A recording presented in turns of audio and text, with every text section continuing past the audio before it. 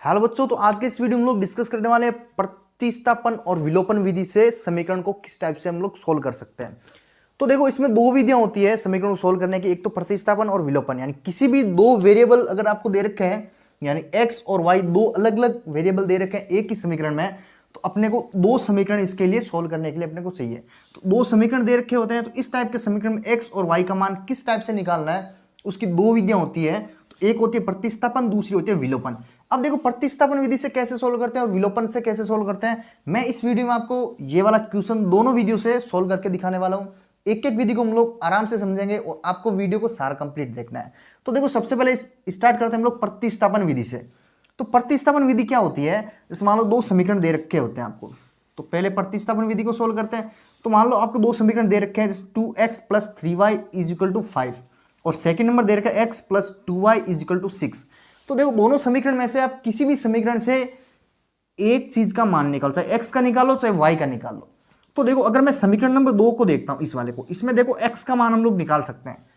x का मान कैसे निकालते हैं, देखो पहले x है प्लस बराबर लगाओ 6 उस साइड है, तो ये उस साइड जाएगा तो माइनस का 2y हो जाएगा, तो यहां से आ जाएगा अपना x का मान। तो ये जो x का मान आया है, इस वाले को क्या करेंगे, जो समीकरण नंबर, ये था अपना समीकरण नंबर 1 और ये था अपना समीकरण नंबर 2। तो समीकरण नंबर 2 से हमने x का मान निकाल लिया। जो x का मान आया है यहां से, इस वाले को समीकरण नंबर 1 में रखेंगे, यानी यहां पे लिख देते हैं समीकरण 1 में x का मान रखने पर। तो ऐसा करने के बाद देखो, x का मान समीकरण 1 में रखेंगे, तो देखो समीकरण 1 क्या दे रखा है, 2x + 3y = 5 दे रखा है। जहां पे x है वहां पे 6 - 2y लगा देंगे, 2 × 6 - 2y + 3y = 5। अब देखो, इसको अगर 2 को इसके साथ मल्टीप्लाई करते हैं, देखो आएगा अपना 12 - 4y + 3y = 5। यानी अब देखो, इसमें यहाँ पे माइनस का 4y है, प्लस का 3y है, तो दोनों में से अगर इसको कैंसिल कर दें तो माइनस का y बचेगा और प्लस का 12 और इस साइड बचेगा 5। अब देखो, जो प्लस का 12 है उसको उस साइड लेके जाएंगे तो माइनस का हो जाएगा, -y = 12 माइनस का और प्लस का 5 पहले से ही था।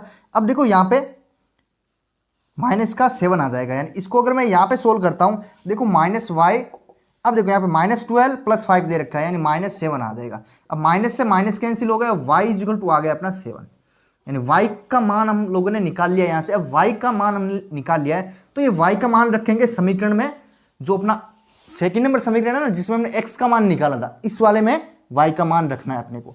तो जहां पे x का मान निकाला था, इस वाले में हम लोग y का मान रखेंगे। तो यहां पे लिख देना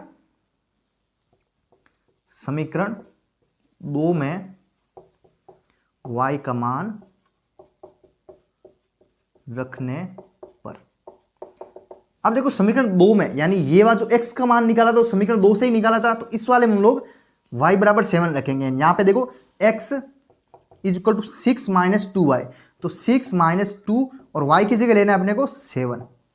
तो ये देखो हो जाएगा अपना x = 6 - 14। अब देखो यहां से कितना बच रहा है, माइनस का 8 आएगा, x = -8, यानी x का मान आ गया -8 और y का मान आ गया +7। तो इस टाइप से अगर आप लोग अलग अलग निकाल के करते हो, तो इसको बोलते हैं प्रतिस्थापन विधि।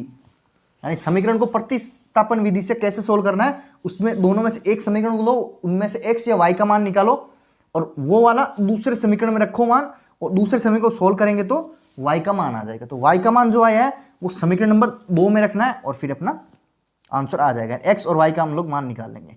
अब देखो, ये हो गया अपना प्रतिस्थापन विधि से। अब हम लोग करेंगे विलोपन विधि से। तो इसको मैं क्लीन कर रहा हूं।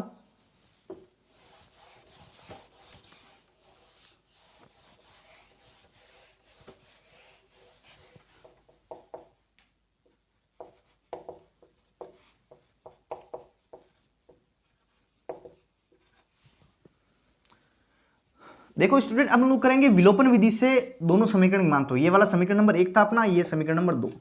अब देखो, इस वाले में क्या करना है, यहां पे समीकरण नंबर 1 को देखो पहले, x के गुणा कितने हैं, 2 है ना, x का गुणा, और y का गुणा 3 है। तो नीचे वाले समीकरण में दोनों में से, यानी x या फिर y में से एक का अपने को गुणांक सेम करना। जैसे यहाँ पे x का गुणांक 2 है, तो नीचे वाले में x का गुणांक 2 नहीं है, यानी यहाँ पे 2 बनाना होगा अपने को। तो 2 बनाने के लिए क्या करेंगे हम लोग, इस वाले समीकरण को, समीकरण नंबर 2 को मल्टीप्लाई कर देंगे 2 से, 2 से मल्टीप्लाई करेंगे तो x का जो गुणांक है वो 2 बन जाएगा। ठीक है, तो देखो या x या y दोनों में से एक का बनाना है, लेकिन इस वाले में y का नहीं बन रहा, y का नहीं बन रहा तो x का बनाएंगे, दोनों में से एक का आपको बनते हुए दिखाई देगा।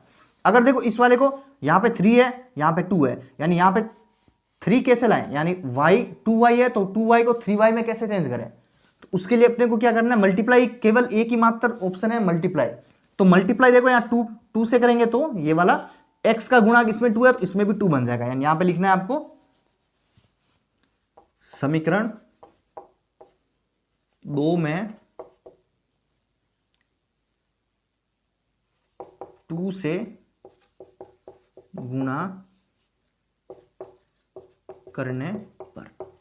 अब देखो 2 से गुणा करेंगे तो क्या आएगा, यहां पे देखो 2 से गुणा करेंगे 2 मल्टीप्लाई जो समीकरण था x प्लस 2y बराबर 6 मल्टीप्लाई 2। देखो 2 का इस साइड मल्टीप्लाई करेंगे तो उस साइड भी 2 का मल्टीप्लाई होगा, क्योंकि बराबर लगा है ना, बराबर का मतलब दोनों साइड अपने को बराबर लेके चलना है। तो 2 को अगर यहां मल्टीप्लाई करेंगे तो 2x आ जाएगा प्लस 4y बराबर 12, यानी ये वाला जो समीकरण आया है इसको दे दो समीकरण नंबर 3। अब देखो समीकरण नंबर 3 और समीकरण नंबर 1 को देखो, यानी एक में x का गुणांक 2 है तो इस वाले में x का गुणांक 2 है। अब हम लोग इसमें क्या करेंगे, यानी समीकरण 3, समीकरण 1 और 3 को घटाने पर, यानी दोनों में से किसी को आप एक दूसरे से घटा सकते हो, चाहे 3 को 1 से घटाओ चाहे 1 को 3 से घटाओ। तो देखो घटाने के लिए क्या करना है, जो बराबर के इस साइड वाला है, ठीक है, जैसे मैं 1 माइनस 3 कर रहा हूं, ठीक है, 1 माइनस 3 कर रहा हूं मैं इस वाले में, तो समीकरण नंबर 1 है तो इसके बराबर के जो इस साइड यानी ये वाला जो पोर्शन है इसको आपको यहां पे लिख लेना है 2x प्लस 3y, लिख लिया। अब इसमें से घटाना है समीकरण नंबर 3, तो समीकरण नंबर 3 का ये वाला जो भाग है बराबर का इस साइड वाला वो यहाँ पे माइनस करके घटा देंगे यहाँ पे प्लस 4y। अब देखो बराबर, अब समीकरण नंबर 1 में इस साइड वाला भाग कौन सा है, 5 है, और समीकरण नंबर 3 में इस साइड वाला भाग 12 है। अब इनको आपस में घटाएंगे, यानी घटाना इस टाइप से है कि बराबर वाले इस साइड को अलग घटाना है, उस साइड को अलग घटाना है। तो यहाँ पे 2x plus 3y minus 2x minus 4y बराबर 5 माइनस 12, 5 माइनस 12 कितना हो जाएगा, -7। अब देखो प्लस का 2x माइनस का 2x ये कैंसिल हो गया, और यहां से अगर निकालते हैं तो देखो ये हो जाएगा माइनस का y बराबर माइनस का 7। तो माइनस से minus cancel, y equal to 7 आ रहा है। तो पहले वाले में भी हमने 7 ही निकाला था, यहाँ दोनों विधि से किसी से विधि से निकालो, कौन सी भी विधि से निकालो आंसर दोनों का सेम आएगा, यानी y बराबर प्लस का 7 आ रहा है इसमें। तो अब निकालते हैं x का मान। अब देखो x का मान निकालने के लिए क्या करेंगे, जो y का मान आया है ना, इस y वाले मान को इन दोनों में से किसी समीकरण में आप रख सकते हो। ठीक है, y बराबर 7 आया है तो इन दोनों में से किसी भी समीकरण में आप लोग इसका मान रखो, आपका आंसर आ जाएगा। जैसे हम लोग सेकंड नंबर वाले में रखते हैं, ठीक है, तो x plus 2y is equal to 6 दे रखा है, तो x plus 2 multiply 7 is equal to 6, तो x ये हो जाएगा 14 बराबर 6, x बराबर 6 माइनस 14, यानी x बराबर आएगा माइनस का 8, x बराबर माइनस का 8 आ गया। ये हमने किस वाले में रखा, ऊपर लिख देना समीकरण 2 में y का मान रखने पर, ये हो गया समीकरण 2 में y का मान रखने पर। अब देखो y का मान रखने पे x आ गया और y तो हमने पहले से ही निकाल रखा है। तो इस टाइप की जो फॉर्मेट होती है उसको बोलते हैं विलोपन विधि। दो तरह की विधि पढ़ी हमने इस वाले क्वेश्चन में, एक तो प्रतिस्थापन और विलोपन। विलोपन विधि में क्या करना है, जो गुणांक है उनको सेम बनाना है अपना, यानी x और y दोनों में से किसी भी एक गुणांक को सेम बनाना है और दोनों समीकरण को एक दूसरे से घटाना है गुणा करके। ठीक है, तो जो घटाने के बाद अपने पास x या y दोनों में से एक आएगा और एक आएगा तो उसका मान रखेंगे, दोनों में से किसी समीकरण में उसका मान रख देने से अपना दूसरे वाला या x आ जाएगा। ठीक है, तो इस वाले वीडियो में हम लोग डिस्कस किया विलोपन विधि और प्रतिस्थापन विधि, डिटेल में हम लोग इसमें एक एग्जांपल के साथ मैंने इसमें समझा। अगर आपका कोई भी दोस्त 10th क्लास या फिर 11th 12th में पढ़ता है तो उसको इस चैनल का लिंक भेजना है और इस वीडियो को शेयर करना है अपने दोस्तों में और इस चैनल को सब्सक्राइब करना है। ओके दोस्तों, तो मिलते हैं अगले वीडियो में।